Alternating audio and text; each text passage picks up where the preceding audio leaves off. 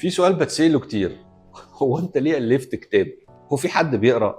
الصراحة يا جماعة، تجربة الكتاب دي نفسها كانت تجربة جميلة جدا، لأنه خلتني أقعد أفكر وأشوف كل حاجة اتعلمتها من رواد الأعمال من خلال 10,000 ساعة تطوعي للمنتورنج سيشنز اللي قدمتها له. فأنا حاسس إن هو الكتاب ده أحلى حاجة فيه إنه ده حاجة موجودة مادية بتوري رواد الاعمال المصريين عملوا ايه ونجحوا ازاي، وتوري برضو التحديات اللي واجهوها، اللي في منهم ناس كتيرة قوي قدروا يتغلبوا عليها، وفي منهم ناس تانية ما قدروش يتغلبوا على التحديات دي بس اتعلموا منها كتيرة فاتطوروا وجربوا تاني وتالت.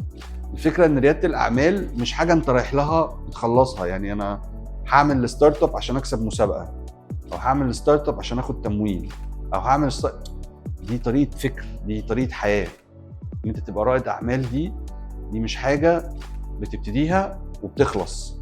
يعني اي رائد اعمال هتشوفوه ابتدى شركه وعرف ان هو ينجح بيها لدرجه ان هو خلاص عمل منها فلوس او باعها او هتلاقيه على طول بعديها شويه تشتغل على فكره جديده.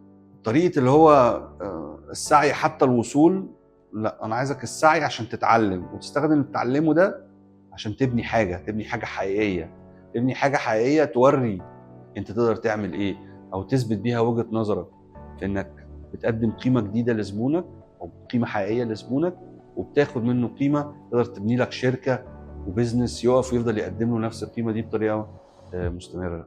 عشان كده انا كتبت الكتاب بتاع مايند سيت تو ستارت اب ده، انا كنت عايز جدا ان انا اقول لرواد الاعمال انا اتعلمت منكم ايه، انتوا عندكم حاجة تستحق الكتابة عنها، انتوا عملتوا حاجة حقيقية، الفرق بس ان مفيش ناس كتيرة بص على الموضوع ده.